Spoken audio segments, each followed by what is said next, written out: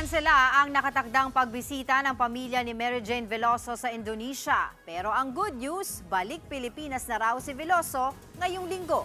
Nasa frontline ng balitang yan si Rainiel Pawid. Nakatakda sanang lumipad kahapon pa Indonesia ang magulang at dalawang anak ni Mary Jane Veloso. Ito na sana ang huling compassionate visit nila kay Mary Jane na 14 na taon nang nakakulong sa Indonesia matapos mahulihan ng droga sa maleta noong 2010. Pero ang pagbisita, pinakansela na ng Indonesian government. Ililipat na raw kasi si Mary Jane sa Jakarta mula sa Yogyakarta para iproseso ang pag-turnover sa Pilipinas. We were advised na to wag na ituloy yung visit kasi baka wala rin silang maabutan doon.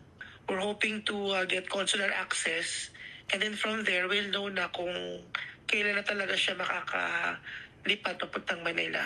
Kahit pa hindi natuloy ang pagbisita, galak na galak pa rin ang 16 anyos na bunsong anak ni Mary Jane dahil nalalapit na ang pag-uwi ng kanyang ina. Nagpapasalamat po ako sa Indonesian government dahil po sa wakas po makakalaya na po yung mama ko. Mararanasan ko na pong magkaroon ng nanay. Dahil po 1 taon at 4 na buwan po ako nung nakulong po yung nanay ko. Noong 1 linggo kinumpirma ng Department of Justice at Department of Foreign Affairs na bago magpasko, maibabalik na si Veloso sa bansa. Ididiretso siya agad sa Correctional Institution for Women sa Mandaluyong City. Dito niya kukumpletuhin ang kanyang sentensya hanggang sa mabigyan ng executive clemency. Pero paglilinaw ng DOJ, tanging si Pangulong Bongbong Marcos lang ang makakapagpasya kung tuluyan ng palalayain si Veloso.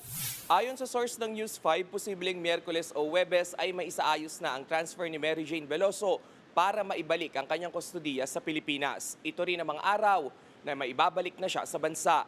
Nagbabalita mula sa frontline, Rainiel Pawid, News 5. Mga kapatid, Dimples Romana po, kumpletuhin ang inyong umaga ng mga kwentong puno ng inspirasyon. Salubungin po ang bawat araw ng may ngiti at pag-asa.